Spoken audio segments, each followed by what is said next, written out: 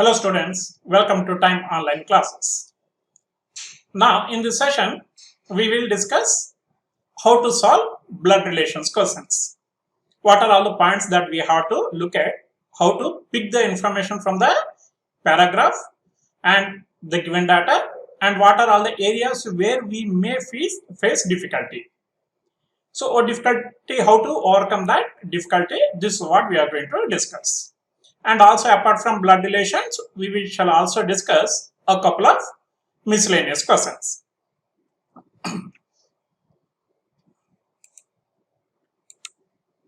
Look at this. This is a set. The blood relations questions, you may get as individual questions or even set-based questions. And here we have some information about the family, and that is followed by 3 questions. Here it is.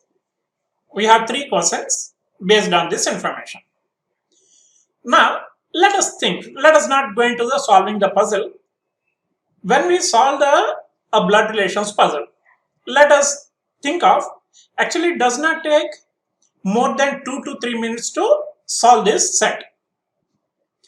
So, anyway, before we discuss that, what are all the points that we have to keep in mind the moment the blood relations question comes across our mind? The moment we come across them, what are all the points that should come to our mind? That we will discuss before solving the puzzle. In blood relations, we generally consider like we follow a certain notation, a certain pattern way of writing the information. And one is that we use certain symbols for male and female.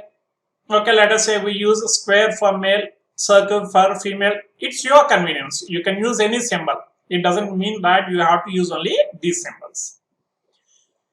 And when we represent people of same generation, we use a horizontal line to represent the relation between them.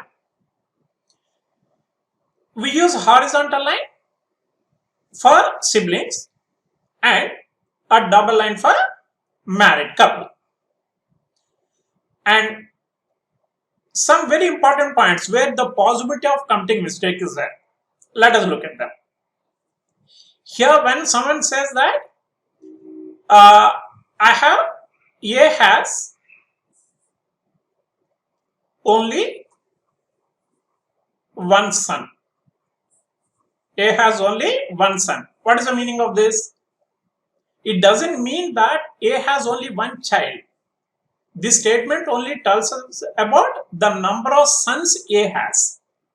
A has how many sons? Only one son. It doesn't mean that A does not have daughters. So this is one area where we may commit a mistake. A has only one daughter. So this does not mean that A does not have sons. A has only one son does not mean that A does not have daughters. He might be having 2, 3 daughters. A has only one daughter. This tells us about the number of daughters A has. It does not tell us anything about the number of sons A has. A might be having 0 sons or 1 son, 2 sons, anything. So these two should not get confused with A has only one child. A has only one child means, but here in this statement what we do not know whether this child is son or daughter. But whether it is son or it is daughter, it is only one. So if a person has one son, it implies that he doesn't have any daughters. If a person has a daughter, it means that he doesn't have any sons. Only one child means either A has a son or A has a daughter and no other child. But here it does not tell us so. So this is one area where we have to be very cautious, very careful. Ensure that you don't commit any mistake. And similarly, when we come across the term brother-in-law, what do? We check two cases. What are the two cases for brother-in-law? That is spouse's brother,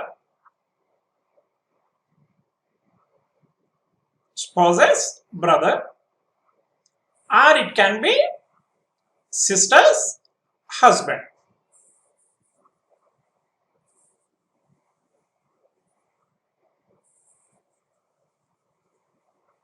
Correct? Similarly, sister-in-law. What are the cases that we consider?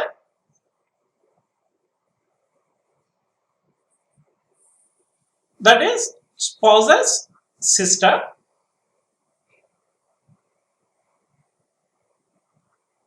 or it can be brother's wife.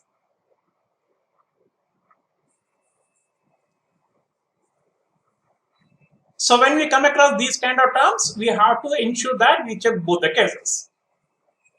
And one very important point, never assume the gender of a person unless there is a clear indication. Something like if the statement says A is father of B. So when we say A is father of B, generally what happens is that the moment we read this word, it gives us a feeling that every person in this statement is male.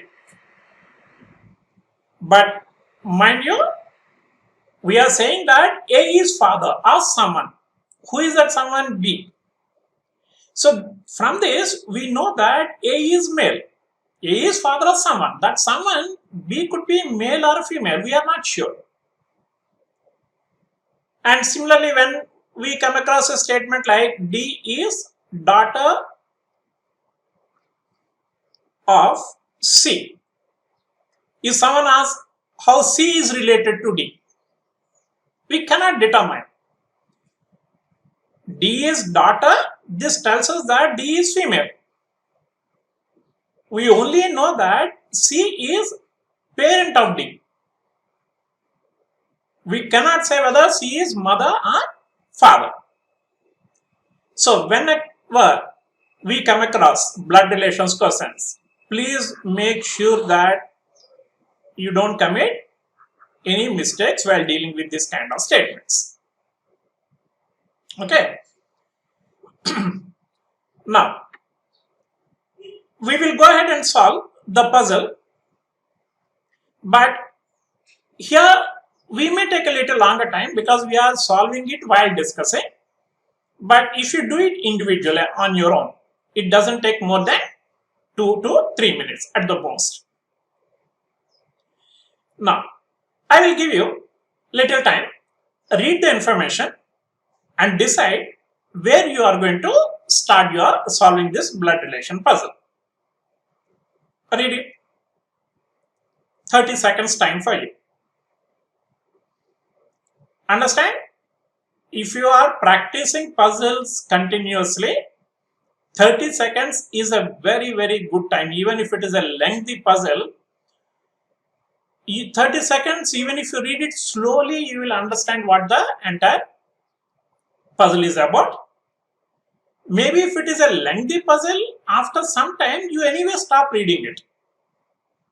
Because you know, by the time you read 5 or 6 lines, you will come to know that what kind of puzzle it is and how to solve. You will get that idea by the time.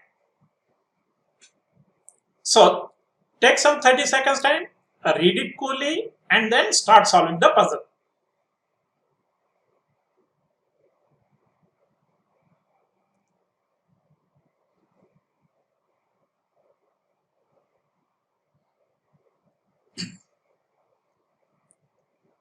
Shall we? Okay, have you made up in your mind where to start the puzzle with which statement? 7 members are there in a family. So this is the first point that we have to keep in mind. V is the son of U.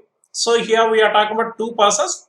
Let us not bother about the relation. Let us look at the persons about whom we are talking about. So that will help us to decide with which statement should we start solving the puzzle. If we start with this statement, we should find statements where there is some information about V and U. If you start with this statement, there should be some other statement for us that will give us some information about V or about U. Okay, let us read it first and then decide. V is son of U. Okay, here we are talking about V and U. N is the sister of W, who is unmarried. So here we are talking about N and W. T is father-in-law of M. See, till now we have talked about 6 different persons. There is no relation, no connectivity between these statements. First statement about V and U, second statement about N and W, third statement about T and M. All are disconnected statements. N is married to M. Now we are talking about N and M. Now for the first time, by the moment we read this statement, we have come across N twice and we have come across M twice. Who does not have any siblings? The word who refers to whom? It refers to M. M does not have any siblings. N is the aunt of V. Now one more time we have come across N. N is aunt of V. And there is link. Now there is some link between V and N. S is the mother of N. Again we have come across N one more time. So now tell me, whom shall we make a base? Around that person we build a family tree. Yes, obviously we start with N because we have so much of information about N. Okay, let us pick up all the statements that tells us about N. N is married to M. Okay, let us take this statement so that we shall represent with a double line, married couple. But here, tell me what is the thing that we have to pick, keep in mind. N is married to M. When we read this statement, we have absolutely no information whether N is male or N is female. We don't have any information about the genders of N and M. And let us completely read this statement. Who does not have any siblings? So M does not have any siblings. We cannot have any extension on this side. Okay. We are completely done with this statement. N is aunt of V. N is aunt of V. So tell me, what do we understand from this? One is that N is aunt. So N is female. So represent that. This is a married couple. N is female. So M is male. Okay. Aunt of V. Aunt means N has a sibling. And that sibling's child is V. Okay. We will use this part later. We'll come to this. S is the mother of N. So, S is mother of N. Mother, we put it at a higher generation. So, we have partially used this information and completely used this information. Now, we will go back to the other statements. Since we already have read something about V, we will go back to the statement about V. V is the son of U. V is the son of U. Again, we do not know whether U is a sibling of N. That is one possible case. The other possible case is that N's siblings spouse may be U and their child is V. That is also a possibility. So let us keep it aside. Okay, we will pick up all the statements of N. N is the sister of W. So N is sister of W. Who is unmarried? So W is not married. So definitely we cannot be the child of W. Okay. So we made use of this statement. T is the father-in-law of M. T is the father-in-law of M implies that T is the father of N. T is the father-in-law of M implies that T is the father of N. So T must be the husband of S. It is given that T is father-in-law of M. Father-in-law means what? Spouse's father. So T is M's spouse's father. Since already we know that S is mother of T, so T is going to be father of S. Okay. Now, totally how many persons are there? 7 persons. How many did we include in the family tree? 1, 2, 3, 4, and 5. So now we have to include 2 more persons. Who are those 2 more persons? It is N and V. So since, V and U and V. Since N must be having a sibling, the other sibling is U. And U's son is V. It is son, so male. Okay, now look here. Yes, now we have all the persons, right? 6 and 7. Now, do we have any? We have used this information. V is the son of U, but how is U related to V? That we cannot get. So, we will not know the gender of U. And similarly, W is unmarried. That's it. There is N is sister of N. From this, we know that N is female, but we will not get any information about W. We do not know the gender of W also. Okay, this is the complete family tree. We have used up every given information, and finally, what we could not know the genders of U and W. This is a complete puzzle. Now, what is the thing that we have done here? We have looked for a statement that will tell us about, because we read every information and identified that N is appearing in many number of statements. So we made N our base to build up the puzzle. We first used up all the statement that talks about N. N is married to W. S is mother of N.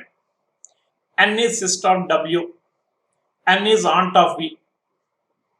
And then we use the information about the rest of the people, V and U, and about T. This was the approach. The difficulty is while relating N and U. Okay.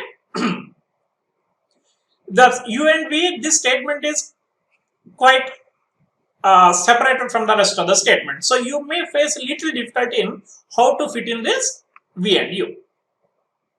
Otherwise, this puzzle does not take it takes less than 2 minutes to solve the puzzle. Definitely less than 2 minutes. You take about 30 seconds to read it coolly. And once you identify that, you fill it with the N. Even if you do it slowly, it does not take more than 2 minutes to solve this. The only difference is that the more you practice, the less the time that you take in interpreting the given statements. That makes you very, very fast. Okay, let us take this in a separate sheet. Okay, here. T and S are a married couple. T is male, S is female. N and M are married couple. N female, M male. And V is the son of U, and U and W are siblings of N. And we don't have any information about the genders of W and U. So how is T related to W? So where is T? T is here. Where is W? W is here. We know that W, U, N, all these three are siblings. So, since T is father of N, T is also father of W. So, choice 3 is the answer.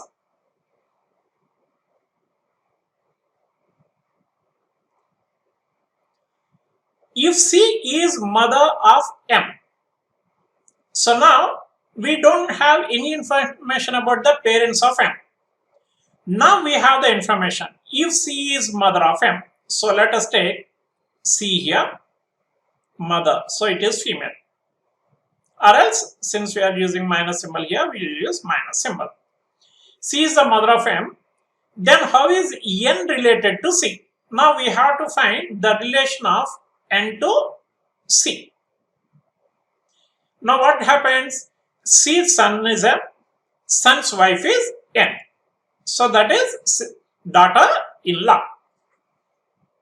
Okay, N is daughter-in-law of C. So choice 2 is the answer.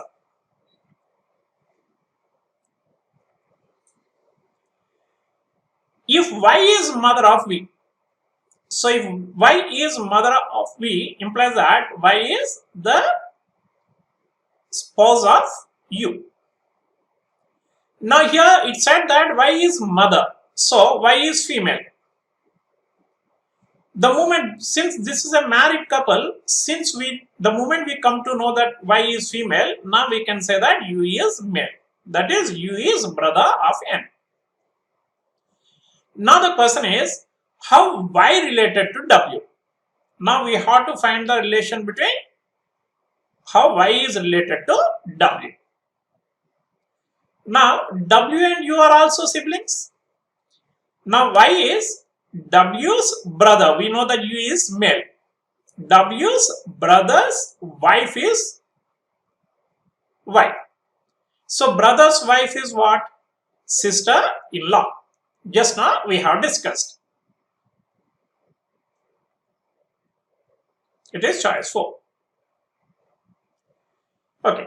So we are done with the 3 questions of blood relations. Now we will also come across certain miscellaneous questions. Say all these questions, blood relations, miscellaneous questions, these are the questions which you come across very, very regularly in almost all the exams. So be thorough with this. And these individual miscellaneous questions, they are more of a speed test. Nothing much of a concept will be involved in this. So you should be in a position to solve each of these questions in about 30 to 40 seconds. It doesn't take more time than that. Again, as I told you, if you have done good amount of practice, it hardly takes any time in understanding the statements. It all depends on how quickly you interpret the given information. Now, how many such pairs of letters are there in the word brought, each of which has as many letters between them in both forward and backward directions as they have between them in the English alphabetical series? So now tell me, how do we solve this? There are 2 ways to solve this. One is by writing the position values or without writing the position values. We will discuss both the approaches.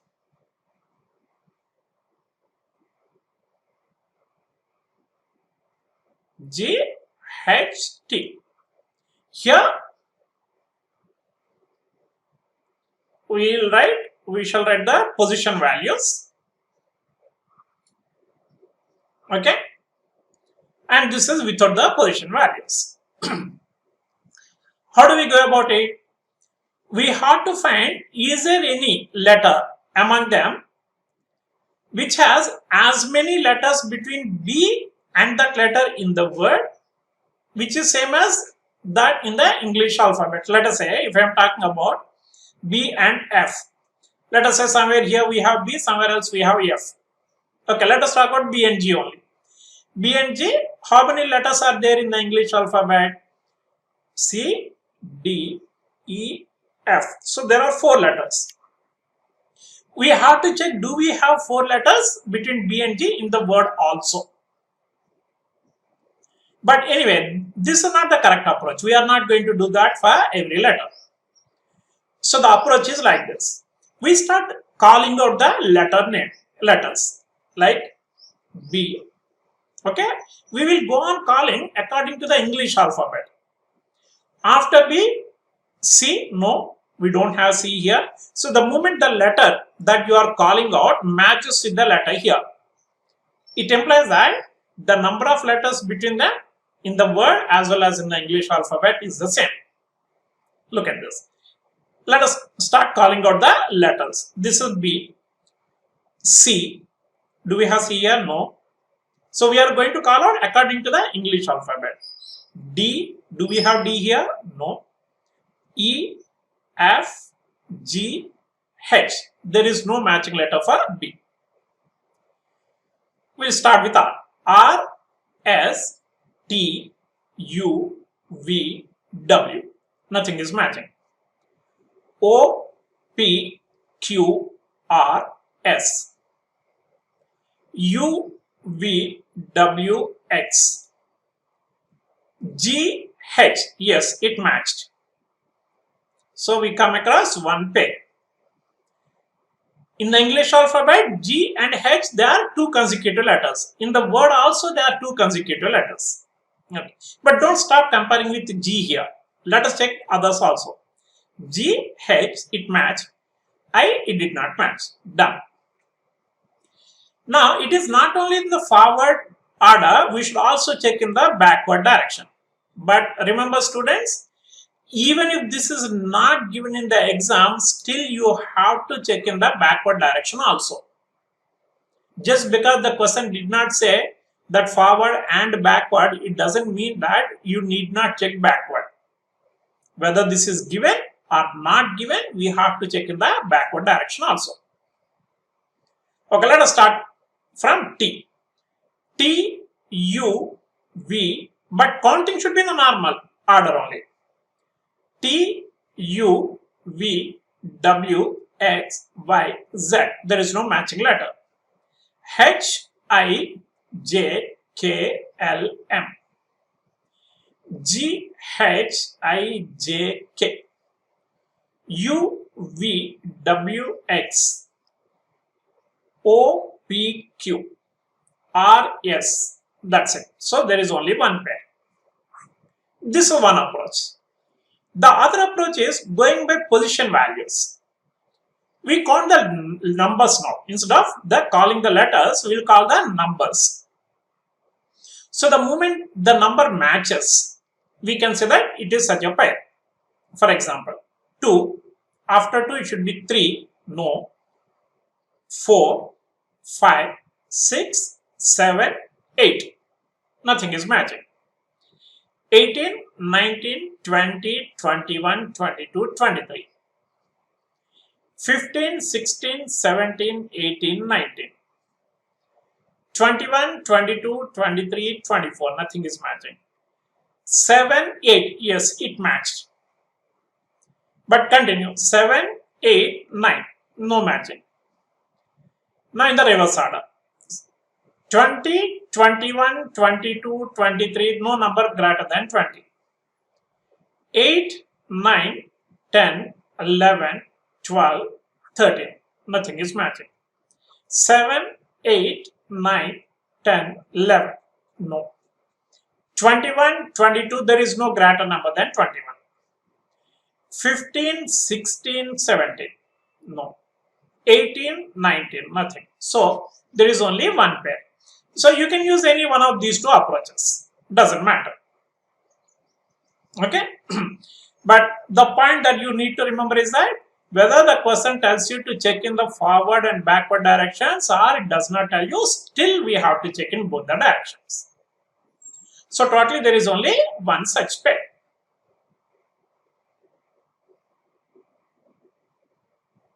Yes, it is choice 4. Next one. If in the number 4, 6, 2, 5, 7, 9, 8, 3. 1 is added to each even digit. 1 is added. And 1 is subtracted from each odd digit. Then, what is the sum of the digits which are fourth from the left hand and sixth from the right hand in the number thus formed? So there is nothing here to discuss. It's only speed, how quickly you solve it. 4, 6, 2, 5, 7, 9, 8, 3. Now, for all even digits, we have to add 1. So, even digit, this becomes 5, this becomes 7, this becomes 3, this becomes 9. And 1 is subtracted from each odd digit. Minus 1, 4, minus 1, 6, minus 1, 8, minus 1, 2. So this is a new number that is formed. Now what do we have to do? Take the fourth from the left hand. Which is the left hand? This is the left hand, right? So fourth from the left hand. Fourth from the left hand is 1, 2, 3, 4. This is fourth from the left hand. And sixth from the right hand. So this is the right hand. Our right is right hand, our left is left hand. So 1, 2, 3, 4, 5, 6. This is 6 from the right hand. Now we have to take their sum. So 3 plus 4, it is going to be 7. So the answer is 7. This question should be completed within 20 seconds, 20 maximum. It can be done actually. Yes or no? Do you agree or not?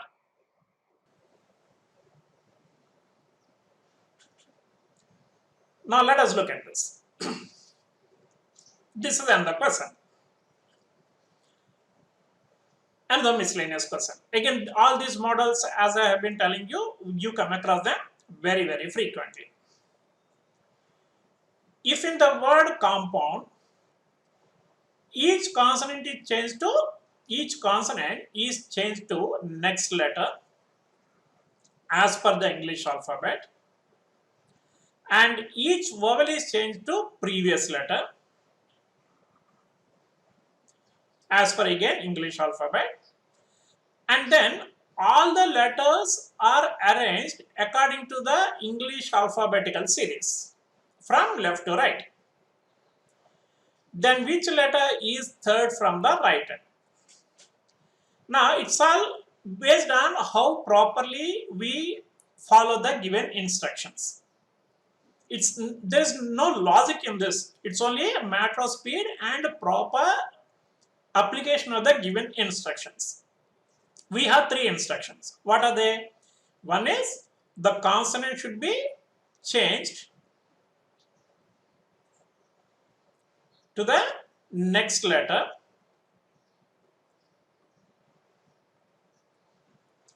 Two, vowels should be changed to previous letter.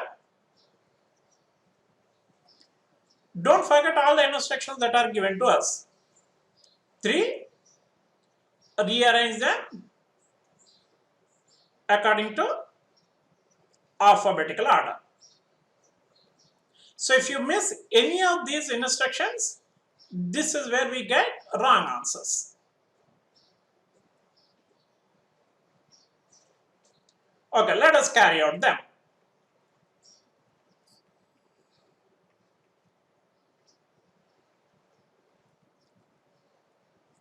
What we are supposed to do? Each consonant, next letter. We have consonants here. 1, 2, 3, 4, 5. They should be shifted to the next letter. C, according to the English alphabet, the next letter is D. After M, N.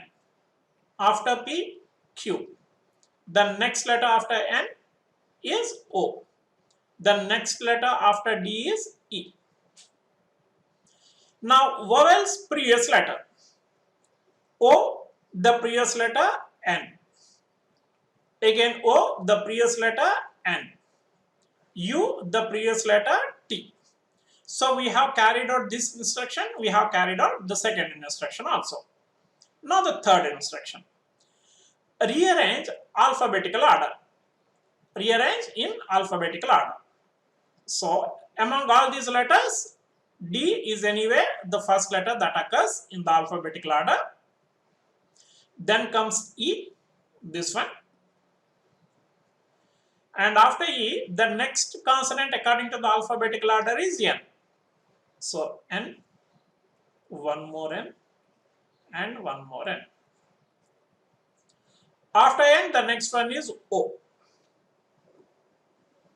After O, the next letter is Q. After that, next letter is T. Now we have carried out the third one also. Now what do we have to find out? Third from the right hand. So right hand is this. So third from the right hand is 1, 2, 3. That is O. So choice 2 is the answer. Okay, now these are all the kind, but here, let me tell you, there is one important point that we have to keep in mind. Did the question say next letter? Sometimes the question may say next consonant. You have to be very, very careful about the kind of thing. So if it says that, now let us see what will happen if it says instead of next letter, if it says next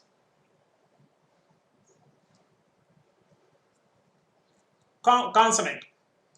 After C, the next consonant is D. After M, the next consonant is N. After P, the next consonant is Q.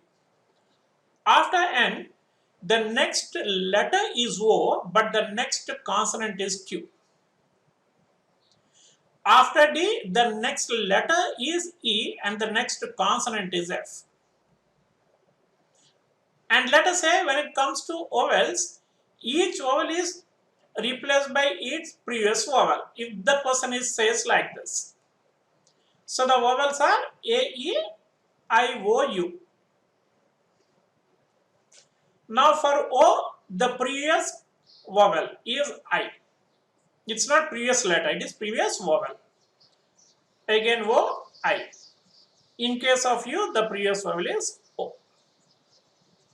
Then rearrange them in the English alphabetical series. D, F, okay. Then comes I,